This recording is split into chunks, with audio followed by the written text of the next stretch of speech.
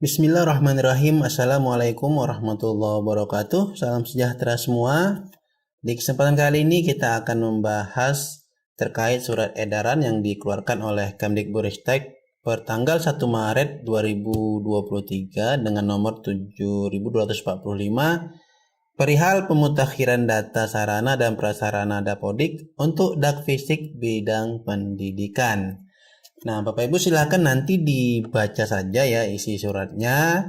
Di sini saya akan jelaskan poin-poinnya saja, yaitu di antara lain yang pertama yaitu tentu saja terkait pemutakhiran data sarana dan prasarana pada Dapodik.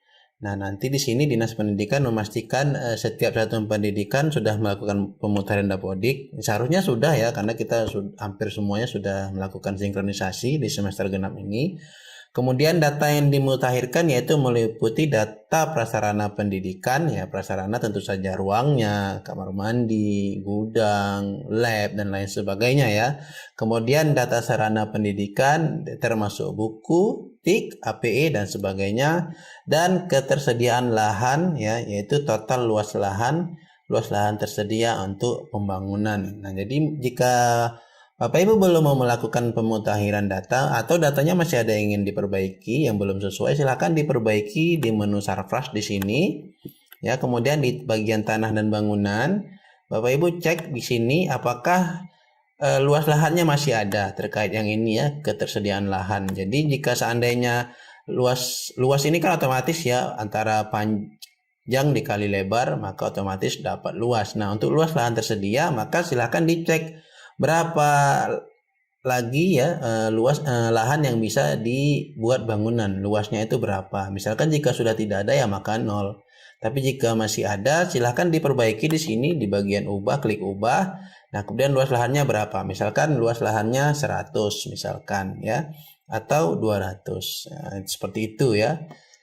Jika sudah disimpan kemudian di close. Nah, kemudian untuk bangunan sudah jelas ya, ini panjangnya berapa, lebar berapa, luas berapa, dan luas nanti bangunan ini tidak boleh melebihi dari luas dari tanah yang ada.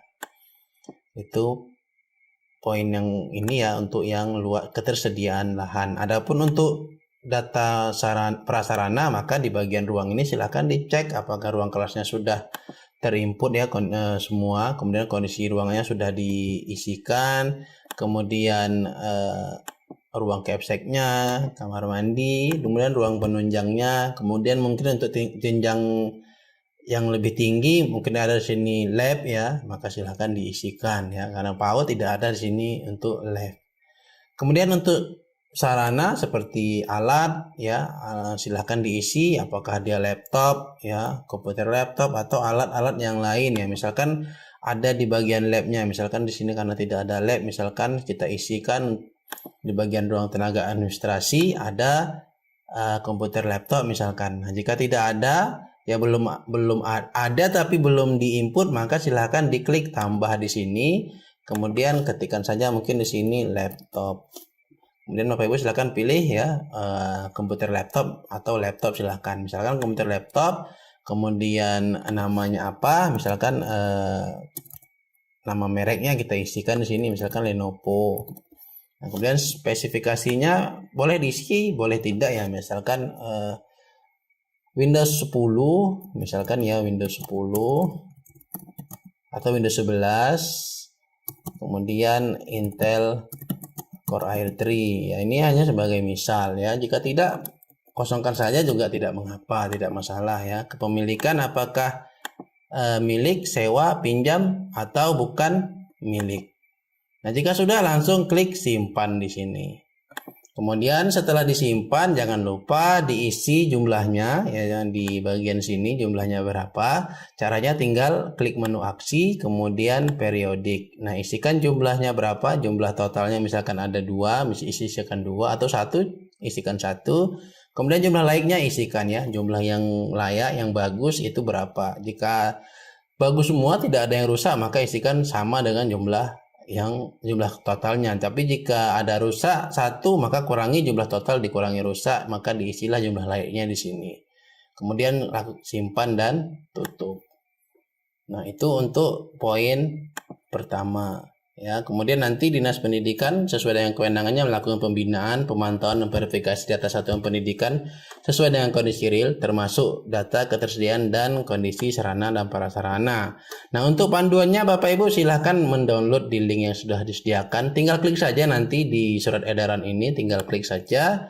Otomatis nanti akan diarahkan ke Google Drive ya. Jika belum login, silahkan login terlebih dahulu ke Google Drive-nya menggunakan akun Gmail-nya masing-masing ya, boleh menggunakan akun Gmail pribadi atau menggunakan akun Gmail belajar ID ya, sama saja. Nah, nanti tinggal diklik saja di sini. Nah, kemudian klik titik 3 di sini, kemudian download ya, klik download, maka nanti otomatis akan terdownload. Nah, jika menggunakan Internet Download Manager, tinggal klik saja start download. Nah, seperti ini. Tapi jika seandainya tidak menggunakan Internet Download Manager, otomatis akan terdownload melalui browsernya. Oke, kita coba cek. Jika sudah, kita coba cek ya, apakah sudah selesai.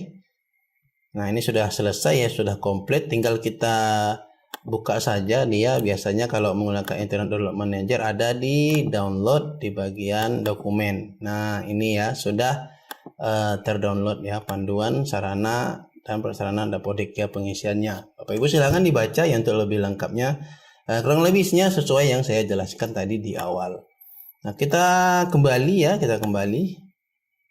Nah, untuk poin kedua, setelah melakukan pemutahiran data sarana dan prasarana, maka di poin kedua ini yaitu penilaian kerusakan bangunan. Di sini Dinas Pendidikan melakukan evaluasi kondisi penilaian tingkat kerusakan bangunan di satuan pendidikan. Nah, nanti mungkin bersama surveyor Bapak Ibu melakukan penilaian di tingkat kerusakan bangunannya masing-masing. Nah, yang nanti akan diisi di form penilaian kerusakan. Nah, formnya ada di mana? Di-download di sini di poin 2. Bapak Ibu bisa mendownloadnya di sini. Langsung saja klik di sini ya. Nah, di sini ada beberapa file ya, ada alat atau ya form identifikasi kerusakan sekolah satu lantai. Jadi jika sekolahnya hanya satu lantai menggunakan form ini. Kemudian kerusakan sekolah 2 lantai jika sekolahnya 2 lantai menggunakan form ini. Jika sekolahnya 3 lantai atau lebih menggunakan form ini. Kemudian panduannya juga ada ya. Bapak Ibu mendownloadnya bisa satu-satu sama seperti yang tadi sudah saya jelaskan. Klik di sini ya, klik filenya, kemudian titik 3, kemudian download. Atau boleh juga klik kanan ya, kemudian download, sama saja. Atau jika ingin mendownload secara keseluruhan, maka Bapak Ibu silakan klik di bagian segitiga ini, klik, kemudian download seperti ini. Nah, nanti kita tunggu sistem akan menyiapkan downloadnya dalam bentuk zip ya, di compress terlebih dahulu, dijadikan satu bundle.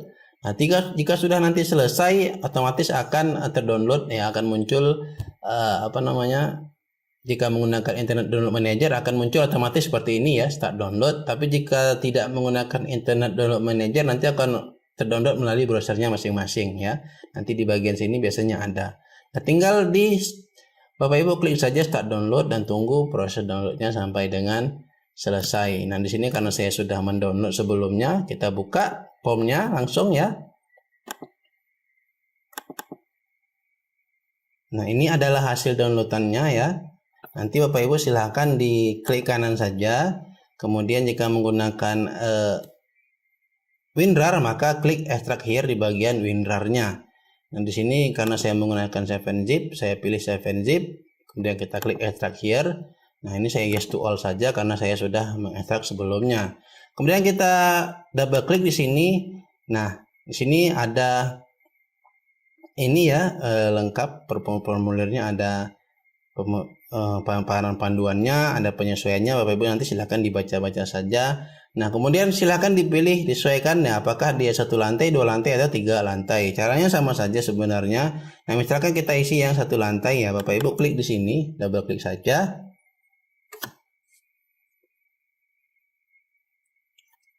Nah, kita besarkan ya, kita besarkan di sini. Nah, kemudian untuk cara pengisiannya nanti bersama surveyor ya, silahkan diisikan nama sekolahnya, NPSN, nama bangunannya ya, bangunan apa, misalkan kan bangunan banyak ya, misalkan di sekolah itu ada 3 bangunan ya, maka nanti akan ada 3 formulir ya yang Bapak Ibu isi ya. Misalkan bangunan 1 misalkan ya, nomor urutnya, kemudian alamatnya ya, kabupaten kotanya, koordinat dan sebagainya, silahkan diisikan nanti sesuai dengan keadaannya masing-masing. Nah, kemudian untuk melakukan pengisian ada 2 tahapan yang harus Bapak Ibu lakukan. Yang pertama, melakukan pengamatan visual ya. Jadi dicek bersama surveyornya melalui pengamatan visual ada kerusakan atau tidak ya. Misalkan di bagian struktur ya, fondasi dan slope. Nah, di sini di bagian kolomnya ya dicek dulu apakah ada kerusakan atau tidak, dia diamati. Nah, misalkan jika tidak ada kerusakan, maka di bagian ini kan ada titik segitiga ya, segitiga keluar ya. Nah, jadi Bapak Ibu tinggal pilih saja. Kemudian tidak ada kerusakan, apakah ada kerusakan yang diindikasikan membahayakan atau ada kerusakan namun diindikasi tidak membahayakan. Misalkan tidak ada kerusakan di bagian kolomnya, klik saja ini ya. Kemudian di bagian baloknya sama, apakah ada kerusakan atau tidak. Misalkan tidak ada, atau ada kerusakan namun diindikasi tidak membahayakan. Nah, misalkan seperti itu. Kemudian di bagian atap misalkan tidak ada kerusakan. Nah, yang diisi yang di bagian kuning saja ya Bapak Ibu ya. Jika yang bagian putih ini tidak bisa kita isi ya, sudah dikunci. Begitu juga yang ini nanti akan secara otomatis terisi jika kita sudah melengkapi ini ya. Jadi yang diisi yang ditandai dengan warna kuning ya. Nah, kemudian di bagian dindingnya apakah sama ya, diamati dulu ya, misalkan tidak ada kerusakan. Nah, ini kosong. Nah, ini juga kosong. Berarti untuk pengamatan sudah selesai. Kemudian setelah melakukan pengamatan visual, maka dicek kerusakannya itu dengan melakukan pengukuran dimensi setiap komponennya. Nah, ini kan ada komponen struktur, arsitektur, utilitasnya. Ini diisi ya. Diisi secara satu-satu. Nah, misalkan pengisiannya kolom ya. Di sini kan komponennya untuk bangunan yang ini, maka komponennya ada 10 di sini nanti. Tapi jika seandainya punya Bapak Ibu kolom bangunannya ada 12, maka isikan 12 di sini. Ya, jangan berpatokan di sini. Ini hanya contoh ya. Nah, tapi kalau seandainya kolomnya 8, isikan 8 ya. Karena di sini 10, isi 10. Begitu juga dengan baloknya. Ini ya berapa baloknya. Nah, ini nanti silahkan berkoordinasi dengan tim surveyornya yang sudah ahli ya. Jadi kalau kita sendiri ya kurang paham juga ya. Tapi intinya cara pengisian seperti itu. Nah, misalkan kolomnya 10, nah maka di bagian setelah melakukan pengamatan visual, maka untuk pengukuran dimensinya dicek lagi berapa yang rusak. Misalkan dari 10 kolom ini yang tidak rusak sama sekali itu ada 8 kolom. Jadi kita isikan di sini 8. Ya, kemudian kita enter. Nah, di sini tidak ada ya, tidak ada nilainya karena memang tidak rusak ya. Nah, kemudian yang rusak ringan misalkan ada 1 yang sangat ringan. Nah, maka otomatis ini berubah ya presentasinya. Nah, kemudian 1 kolom lagi rusak ringan ya. Dia ada 7 kategori ya. Rusak, tidak rusak, sangat ringan, ringan, sedang, berat, sangat berat, atau tidak sesuai ya, komponennya tidak ada ya. Misalkan saja komponen tidak ada di sini. Nah, begitu juga dengan balok yang di sini. Tadi kan ini harus sama ya, kalau tidak ada kerusakan misalkan aja ini 10 lah ya. Tidak ada kerusakan, ini juga tidak ada kerusakan, ini juga tidak ada kerusakan. Karena di sini kita buat tidak ada kerusakan. Tapi bisa saja ya berbeda antara pengamatan dengan setelah dicek komponen per komponennya. Kemudian misalkan di bagian balok yang tidak rusak ada 3, tapi ringan ada 1, kan sudah 4 ya, maka otomatis seperti ini. Nah, ini juga. Nah, kalau yang bagian persentase maka diisi persentasenya di sini. Misalkan atap tidak ada kerusakan, yang kita isikan sini 100%. Nah, kemudian untuk dinding tidak ada kerusakan, kita isi 100%. Nah, plafonnya bagaimana? Berapa persen kerusakan? Nah, misalkan plafon ada rusak sedikit ya. Rusak ringannya mungkin kita buat sini rusak ringan misalkan 10% ya, yang tidak rusak 80% ya. Kemudian ada yang sedang itu 10%, total 100 ya. Jadi harus sama ya. Jangan berlebih. Jadi nanti kalau sini 100 ternyata sini 120% kan nggak sinkron ya datanya.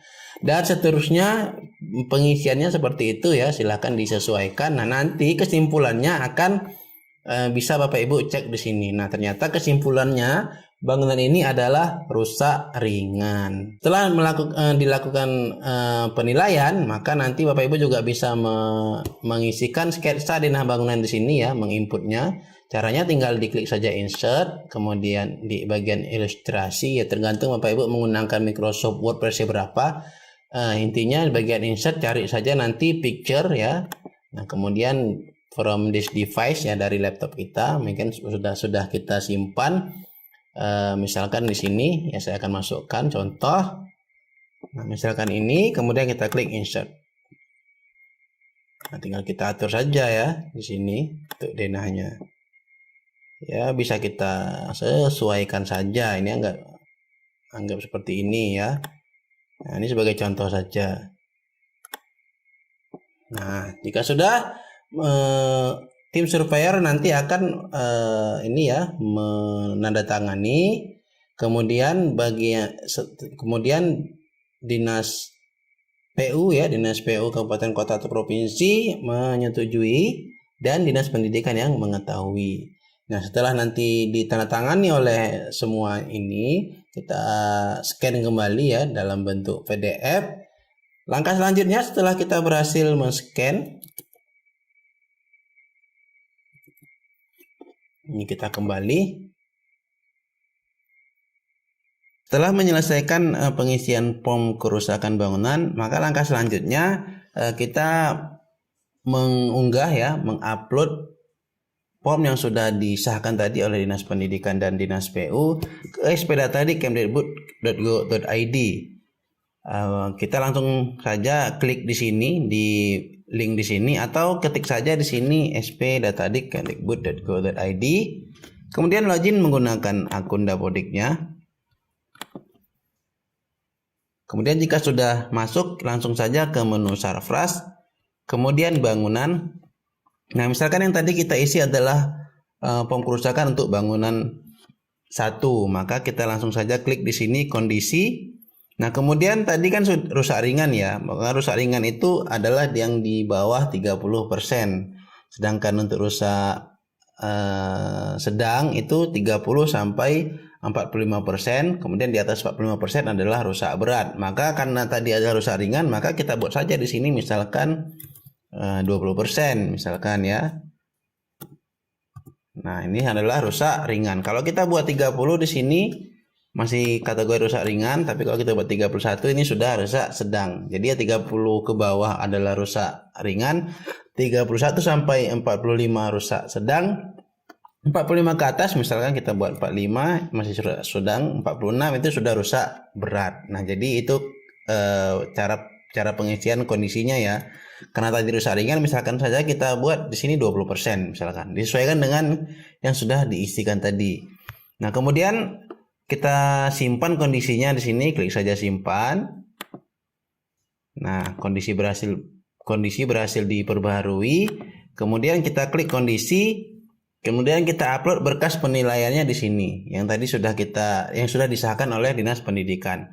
Klik saja di bagian ini. Nah, cari di mana kita menyimpan hasil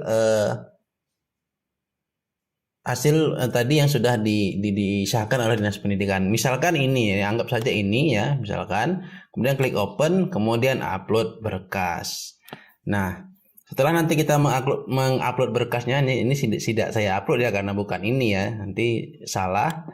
Jadi caranya seperti itu. Nah, setelah di-upload, maka nanti dinas akan memverifikasi hasil inputan tadi melalui laman datadik.kemdikbud.go.id. Nah, demikian cara melakukan pemutakhiran data sarana dan prasarana untuk Dakfisik tahun 2023, sekaligus bagaimana cara mengisi form kerusakan serta mengupload form kerusakan di spdatadik.kemdikbud.go.id. Semoga video ini bermanfaat. Jangan lupa dibagikan ke teman-temannya. Jumpa lagi di video selanjutnya. Wassalamualaikum warahmatullahi wabarakatuh.